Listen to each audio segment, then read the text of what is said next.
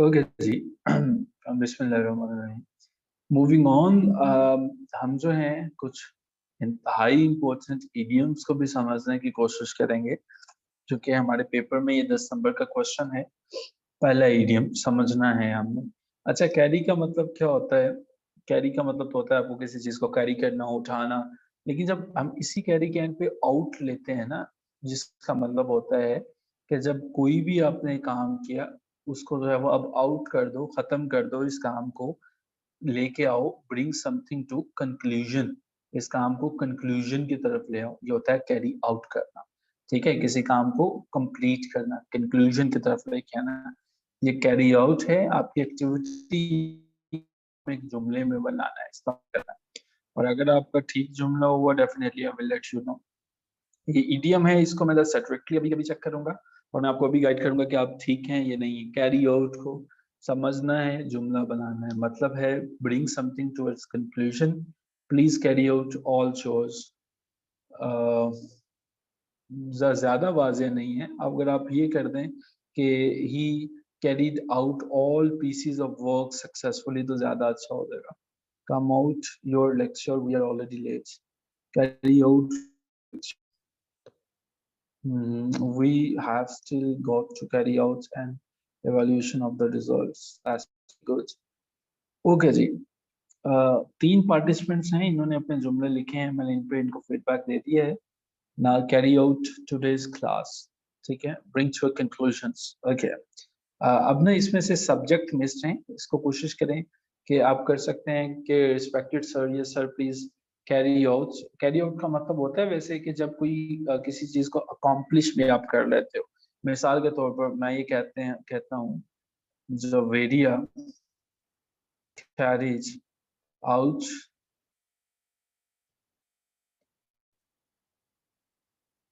The success in wonderful way. Javeria Mashallah say she got the gold medal. So very good Javeria, आपने अच्छे से carried out किया। ठीक है। So thank you Zikra. अच्छा, एक चीज और है, अब हमारे पास है taken over। taken over का क्या मतलब होता है? अच्छा, आपने देखा कहीं पे कोई किसी भी चीज पे कोई ऑफिसर है, उसको वहां से हटा दिया जाता है और चार्ज किसी और को दे दिया जाता है। टेकन ओवर का मतलब होता है कोई नया बंदा आता है और वो अज्यूम कर लेता है उसको, कंट्रोल को। ठीक है, किसी भी चीज के कंट्रोल को जब कोई दूसरा टेक ओवर करता है, उसके कंट्रोल को ले लेता है, उस मैनेजमेंट कोई पोजेशन में चला जाता है। सो आपने जो है वो इसका जुमला बनाना है टेकन ओवर का। Taken over, what is the sentence of taken over in your mind? taken over, taken over, control कर लिया, किसी चीज को ले लिया। See, the pilot has taken over the charge from the co-pilot. ठीक है।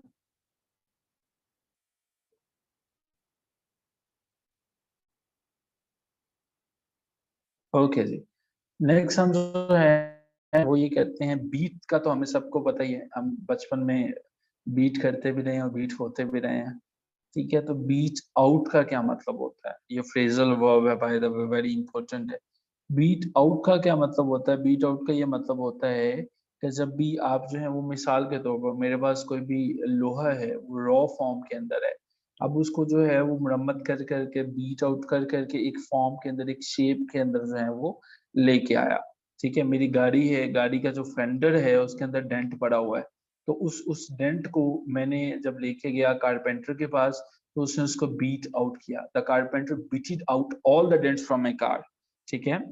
सो ये हमने जो है वो बीट आउट का जो है वो मीनिंग समझा। ठीक है, बीट आउट का मतलब जो है वो ये है हमारे पास। हाँ, किसका जो है वो हमारे पास, वो तो होता है ना, रॉट का तो मतलब होता है जब हम कोई चीज बड़ी मेहनत से मुकम्मल करते हैं। ठीक है, रॉट का मतलब वो होता है। सो जी, बीट आउट, यस। ओके जी, नेक्स्ट हमारे पास फोर्थ हमारा आज का इंपॉर्टेंट इडियम है, ये बियर है। और बियर विथ, ठीक है जी। अच्छा जी, हस्बैंड एंड वाइफ है, दोनों ने डिसीजन कर लिया कि अब हमने शादी तो बस कर ही ली है तो हमने एक दूसरे के साथ जो है वो अब गुजारे तो करना ही करना, ठीक है। जिंदगी जैसे भी है तो वो बियर विद होगा, जब किसी को बर्दाश्त कर रहे होते हो आप जो है वो, ठीक है। So I am bearing my life with my wife, अमूमन ये मेल जुमला ये बना सकते हैं, ठीक है जी। सो बाय द वे ये इंग्लिश लिटरेचर वालों के लिए ये term for the very first time 1553 में जो है वो निकोलस ऑडेल ने इसको इस्तेमाल किया था। सो बियर विद किसी के साथ जो है वो इस सिचुएशन में आ जाना और इससे इस बात पे करना कि ठीक है अब मैं आपके साथ गुजारा करूंगा।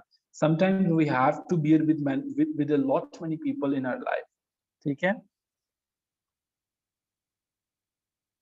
Oh yeah, she has to bear with her boss, क्योंकि अब उसको जो है वो बेचारी को और कोई इसके अलावा हल नहीं है।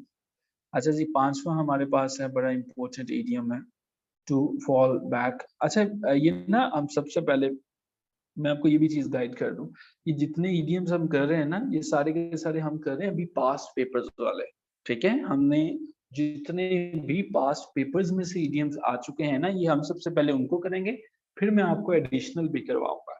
ये सारे के सारे वो हैं जो इससे पहले वाले पिछले पेपर्स में आ चुके हैं। Clear, goat the point. अब आपने इनको ना जरा ध्यान से और ध्यान से समझते हैं कि जितने भी वर्ड्स हैं इडियम्स हैं हमारे डिस्कशंस का जो हिस्सा होते हैं ना इनमें 99% चीजें हैं वो हमारी कोशिश होती है कि उनको हम इस तरह से कवर करें कि वो पहले पेपर का भी हिस्सा, हर पॉइंट हर चीज बड़ी इंपॉर्टेंट हो, ठीक है जी।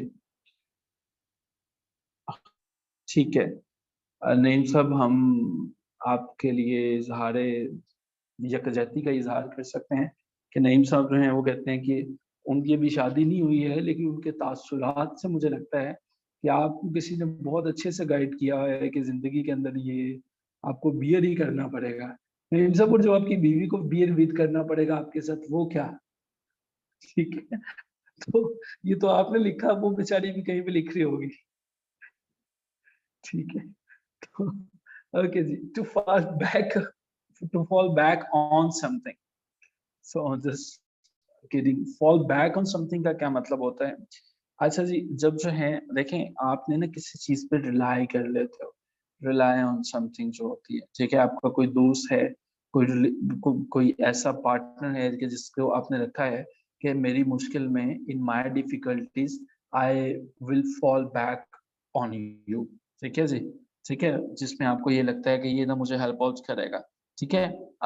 जिस तरह से जब हम ये भी लिख सकते हैं when I lost my job I fell back upon my savings, I fell back upon my savings जो है वो, ठीक है। फॉल बैक अपॉन या fall back on my savings जो है वो, ठीक है जी। सो फॉल बैक अपॉन का जुमला बनाना है आपने, so this is the task, ये बनाना है आपने, फॉल बैक अपॉन, ठीक है। We shouldn't fall back upon anonymous, हमें नामालूम लोगों के सहारा नहीं लेना चाहिए, ये कहना है जवेरिया साहिबा का, ठीक है जी। सो फॉल का हमने जो है वो एक तो ये कर लिया, तो अब हम अगर करें to fall through, to fall through, fall through का मतलब ये होता है कि जो है जब आप फेल हो जाते हो, ठीक है। तो जब आपने जो है कोई काम करने का इरादा बनाया लेकिन उस काम के अंदर क्या हुआ, आपको कामयाबी नहीं मिली, टू फॉल थ्रू का मतलब ये होता है, ठीक है। मिसाल के तौर पर my suggestions to improve this class fell through, ठीक है, ठीक है। तो improve this office fell through कि जब जो है वो नाकाम हो जाती है, ठीक है, किसी चीज का फेल हो जाना, कि मैंने सजेशन दी कि ऑफिस को बेहतर बनाएं लेकिन वो सजेशन जो है वो फेल थ्रू हो गई, वो सजेशन जो है वो हमारी क्या हो गई, सारे के सारे वो उन्होंने नाकामी की तरफ से, the deal fell through when our client couldn't get financings of the project, that's fine। Okay जी, हम 10 जो है वो इडियम्स करने हैं। नेक्स्ट हमारे पास जो है वो हमारे पास है वेस्टेड इंटरेस्ट। वेस्टेड का तो आपको पता ही है, इंटरेस्ट, वेस्टेड इंटरेस्ट का क्या मतलब होता है, जिसमें आपका अपना भी कोई ना कोई फायदा हो, ठीक है, जिसमें आपको जो है वो पर्सनल स्टेक भी शामिल हो, जिसमें कोई ना कोई आपको भी फायदा जो है वो मिलता चला जाए। ठीक है। सो मिसाल के तौर पर आपने कोई चीज खरीदी, मैं आपसे ये कहता हूँ कि अच्छा ये वाली कार ही जो है वो खरीद लें, उसके अंदर मेरे अपने वेस्टेड इंटरेस्ट भी होंगे। ठीक है। तो ये हमारे वेस्टेड इंटरेस्ट हैं। मिसाल के तौर पर जो होती हैं मैरिजेस के बाद जो है वो अक्सर खवातीन जो है वो ये डिमांड करती हैं कि ये जो घर है ये हमारे नाम पे जो है वो करवा दें, इसके अंदर उनके वेस्टेड इंटरेस्ट होते हैं। So the story goes on, जिसमें आपका पर्सनल स्ट्रेक शामिल होता है। ठीक है। पर्सनल स्ट्रेक जो है वो ये शामिल होता है। तो ये है हमारे पास वेस्टेड इंटरेस्ट। क्लियर, आपको समझ में आया? सो वेस्टेड इंटरेस्ट को आपने जुमलों में इस्तेमाल किया। आज का 8वां इंपॉर्टेंट इडियम है जी मीनिंगफुल डायलॉग। मीनिंगफुल डायलॉग ये वैसे इंपॉर्टेंट है और ये बड़ा इजी सा है कि एक ऐसी गुफ्तगू जिसके अंदर आपने कोई ना कोई मतलब, कोई ना कोई मकसद हासिल हो, कोई बामकसद गुफ्तगू हो। इस पे हम ज्यादा बात नहीं करेंगे। हम जो है वो आगे चलते हैं। Turn to account. Turn to account का मतलब होता है किसी को अपने मकसद के लिए इस्तेमाल करना। ठीक है। Turn to account. ठीक है। Use someone for your own benefits. So that is turn to account. Turn to account. ठीक है जी। So he turned the delay to good account. आप ये भी कह सकते हैं कि like Ali is using Ahmed to turn his account. ठीक है। किसी को अपने मकसद के लिए यूज करना चाहिए। ठीक है जी। So ये हमारे पास है turn to accounts। और आज का आखिरी इडियम हमारे पास है नंबर 10 पे, वो हमारे पास है to beat the year. To beat the year. ठीक है। बीट द एयर या बीट द विंड भी हम इसको जो है वो कहते हैं। अब बीट द विंड का क्या मतलब होता है? लफ्जी मतलब भी होता है हवा को मारना, यानी कि हवा की पिटाई आप कर रहे हैं। लेकिन जब ये एक अगर बंदा है वो हवा के अंदर जो है वो डंडा लेके खड़ा हो गया सड़क के ऊपर कि जी हमने सड़क हवा की पिटाई करनी है, वो हवा में डंडे बरसाई जा रहा है। तो बेसिकली वो क्या काम कर रहा है कि वो क्या हवा को जख्मी कर रहा है, हवा को लेसरेट कर रहा है? नहीं, वो एक फ्यूटल अटेम्प्ट है।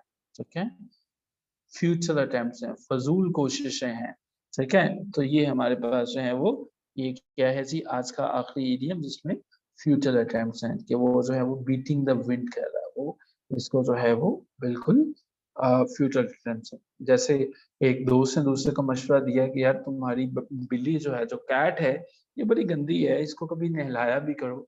उसने कहा ठीक है। तो उसने कहा कि उसने बिल्ली को नहलाया, जब आया वापस तो देखा कि यार ये तो बिल्ली मर गई है।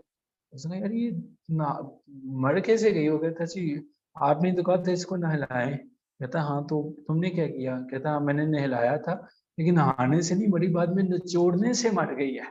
ठीक है। तो उसका मशवरा उसको ऐसे ही था जैसे कि बीटिंग द विंड था, फ्यूटल अटेम्प्ट। ठीक है जी कि बिल्ली निचोड़ने से मरी है, नहाने से वो बिल्कुल नहीं मरी है। सो दैट इज समथिंग कि फ्यूचर अटेम्प्ट है। ठीक है जी। सो ये यहाँ पे हमने जो है वो आज के हमारे 10 इडियम्स भी खत्म होते हैं, वोकैबुलरी भी जो है वो खत्म होती है।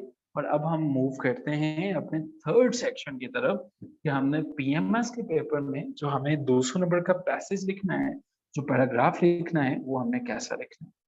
सो यहाँ पे हम जो है वो मूव ऑन करते हैं। अच्छा ज़रा मुझे बताइएगा यहाँ तक आपको चीज़ें सारी की सारी समझ में आ रही हैं? कहीं पे अगर कोई क्वेश्चन आपका हो तो वो आप अपने क्वेश्चन जो हैं वो रेज़ कर सकते हैं। क्वेश्चन आप पूछ सकते हैं। ओके जी। हम पैराग्राफ राइटिंग जो है उनका इंट्रोडक्शन लेंगे अभी। और पीएमएस के लिए मैं दोबारा बताऊंगा कि जिन्होंने नहीं अभी तक अप्लाई किया वो लाजमी अप्लाई कर लें और इसको बिल्कुल डिले ना करें। अच्छा जी। पिछली दफ़ा मैं बात कर रहा था कि वो किताबों के अंदर जो होते हैं वो सेक्शंस क्यों होते हैं, चैप्टर्स क्यों होते हैं या दूसरी चीज़ें क्या होती हैं। अच्छा हमारे पास ना टाइम ख़ासा कम रह गया है और क्या ख़्याल है इसे नेक्स्ट लेक्चर पे रख लें ताकि नेक्स्ट लेक्चर पे सारी की सारी चीज़ें ए टू ज़ी हम जो है वो सिर्फ पैराग्राफ राइटिंग पे ही मुकम्मल कर लें, क्योंकि हम जो है वो इस पे डिटेल डिस्कशन करना चाह रहे हैं और हमारे पास सिर्फ 7 मिनट्स हैं। तो इसको जो है वो हम जो है वो ये कर लें। जी जवेरिया आपको ये दोनों सब्जेक्ट्स में जो है वो हेल्प आउट करेंगे सीएस और पीएमएस के लिए। ये क्या हुआ है आंखें बंद करके? ये अज़का साहिबा ने क्या लिखा है? नहीं, नहीं, आँखें बंद करके कुछ भी सिलेक्ट ना करें, इतना ब्लाइंड ट्रस्ट नहीं करें। ये आप इसमें ज़रूर अपनी चॉइसेस देखें। मेरा ख़्याल है कि जवेरिया आपको आपके ग्रुप में गाइड कर देंगे कि आँखें बंद करके सिलेक्ट करना चाहिए या नहीं करना चाहिए, ठीक है? सो मीनिंगफुल डायलॉग का मतलब है कि जो हम अभी बात कर रहे हैं, ये मीनिंगफुल डायलॉग है, एक बामकसद गुफ्तगू है, ठीक है? बामकसद गुफ्तगू है। अच्छा क्वेश्चंस जो हैं वो लेते हैं, सबसे पहले हम जो हैं वो अज़का साहिबा आप अपना क्वेश्चन अगर पूछ सकते हैं, आपका माइक मैंने ओपन कर दिया है। अगर आपका क्वेश्चन है तो वो पूछ लीजिए।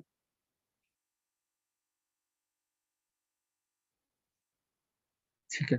अच्छा नहीं मुझे वो मिल गई हैं, आपकी जो प्रेसेज़ आप लोगों ने लिखी थी, डेफ़िनेटली उनको मैं इवैल्यूएट करके आपके साथ ज़रूर शेयर करूँगा और मैं आपके ग्रुप में ही बताऊँगा कि वो क्या हैं। कुछ पार्टिसिपेंट्स ऐसे हैं जिन्होंने रिक्वेस्ट की थी कि उन्हें थोड़ा-सा टाइम चाहिए, तो उन्हें फिर हम जो है वो थोड़ा-सा टाइम दे रहे हैं, तो इंशाल्लाह उस पे हम मंडे को जो है वो उस पे बात करेंगे। ओके जी thank you so much everyone have a wonderful day और याद रखिएगा सीएसएस पीएमएस में 2 ही सब्जेक्ट सबसे मुश्किल हैं, सबसे मुश्किल है और वो आपकी इंग्लिश है।